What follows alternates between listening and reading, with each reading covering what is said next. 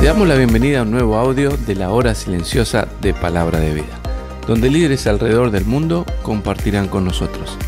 El día de hoy escuchamos a... Hola, ¿cómo estás? Espero que te encuentres muy bien. La verdad que es una alegría acompañarte en la lectura de hoy.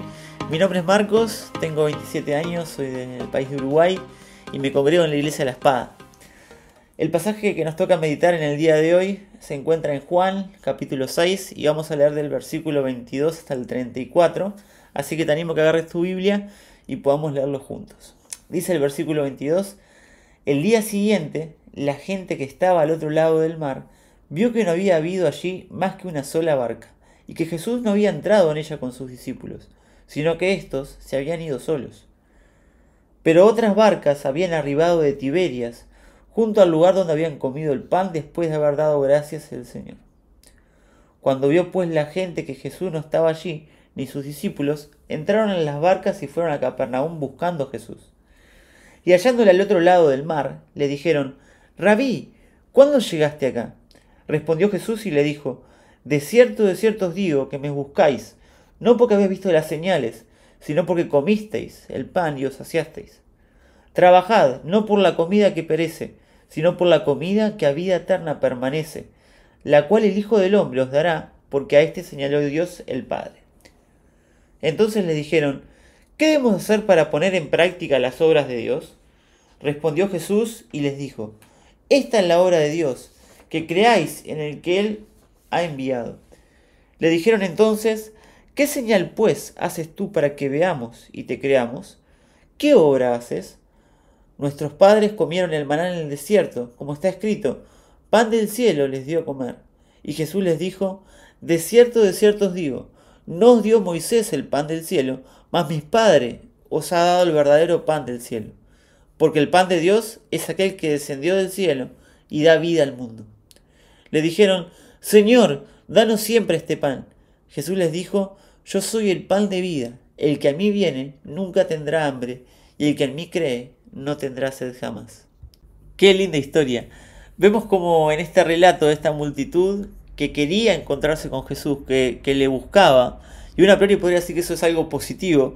Sin embargo, cuando se encuentran con Jesús y le hacen una pregunta y le preguntan, bueno, ¿cómo fue que llegaste hasta acá, maestro?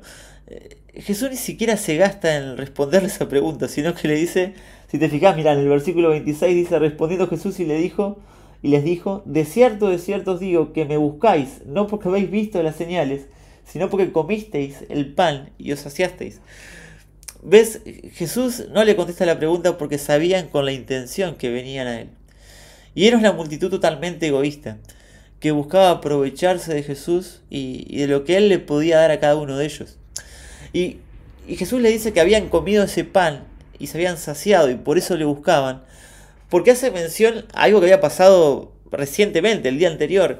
En el comienzo del capítulo 6, vemos el relato de la alimentación de los 5.000. Y seguro te acordás de esta historia.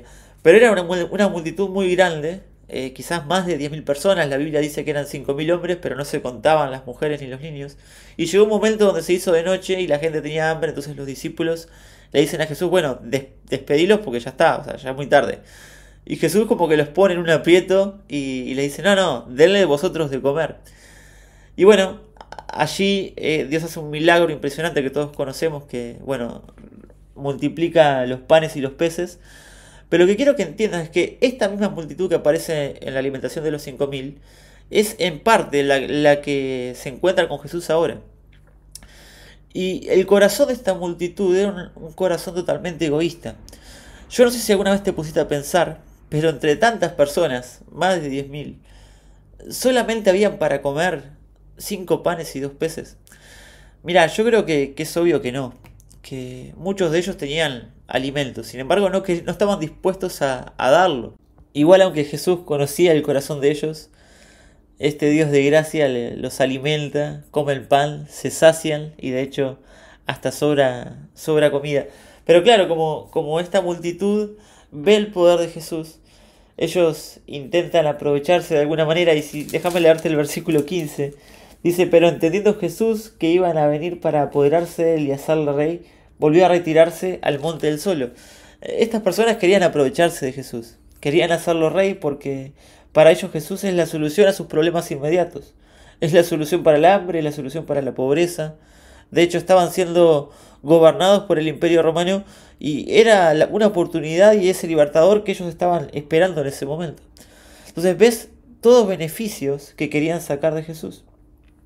Después pasan otras cosas en ese capítulo. Jesús camina sobre el agua y ahí es cuando la multitud se encuentra con Jesús en Capernaum.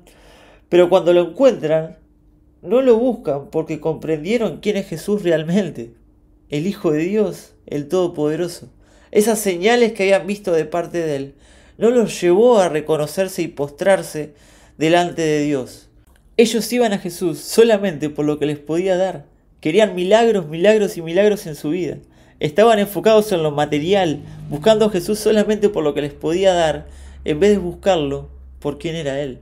Emmanuel, Dios con nosotros. Ese pan de vida que vamos a ver en un ratito, que descendió desde el cielo para darnos vida eterna. Y la verdad que es fácil señalar a esta multitud y decir, qué mal que estuvieron, qué interesados. Pero si somos sinceros delante de Dios, muchas veces nos pasa a nosotros.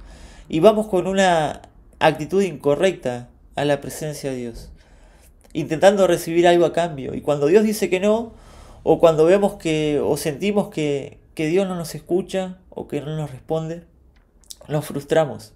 Y eso es porque nuestra mirada, al igual que la multitud, estaba en lo material, en nuestras necesidades físicas. Pero Dios quiere que nos enfoquemos en lo eterno, en lo que de verdad permanece. Y qué bueno es poder ver a Dios de esta manera, ¿no?